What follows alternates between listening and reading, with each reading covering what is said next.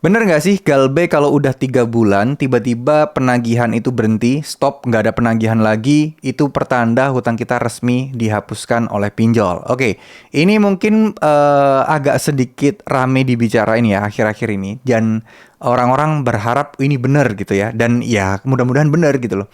Cuman kalau menurut saya pribadi, hal-hal seperti ini tuh nggak bisa semata-mata kita pastikan bahwa itu bener, apalagi cuma 3 bulan. Yang 7 bulan, 8 bulan, 1 tahun aja kadang nggak lunas otomatis kok. Masa iya yang 3 bulan lunas otomatis? Jadi jangan terkecoh ya teman-teman ya.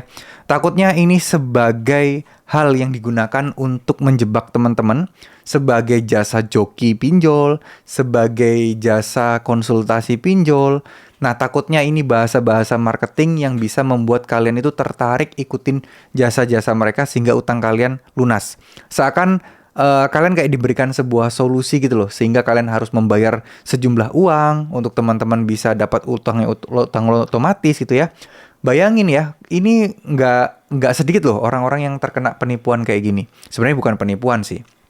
Karena ya memang konsultasi pinjol, tapi dengan bahasa marketing yang mungkin menggiurkan, ya siapa yang nggak tertarik ya, kita galbe 2 juta, disuruh bayar 100 ribu atau 300 ribu buat jasa konsultasi, seakan-akan, wah dengan uang seperti itu, utang teman-teman bisa otomatis lunas. Nah ini yang bahaya. Ya, jadi kalau 3 bulan penagihan dan kalian nggak bisa bayar, terus tiba-tiba sepi, apakah ini pertanda utang teman-teman otomatis lunas? Saya bisa yakinkan nggak semudah itu.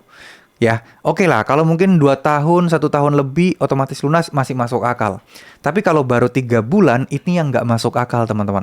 Jadi harus ada hati-hati terkait informasi seperti ini, terkait kayak semacam, ya ini kayak semacam kayak solusi gitulah. Solusi yang diberikan ke kalian. Nah, jangan percaya begitu aja.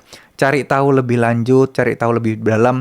Karena nggak sedikit loh orang-orang yang mau memanfaatkan posisi kalian. Kalian lagi susah, lagi nggak bisa bayar utang gitu ya, tapi dimanfaatkan dan sengaja untuk dicari cuan-cuan dari kalian-kalian ini. Gitu. Itu nggak sedikit. Bahkan ada yang menawarin kayak jasa joki pinjol ilegal untuk ngebayar pinjol legalnya.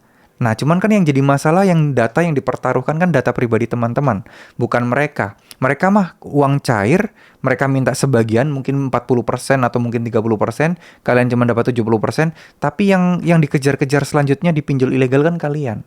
Ya memang sih orang kalau udah kepepet, ya udahlah yang penting ini solusi dulu, ntar urusan pinjol ilegal belakangan.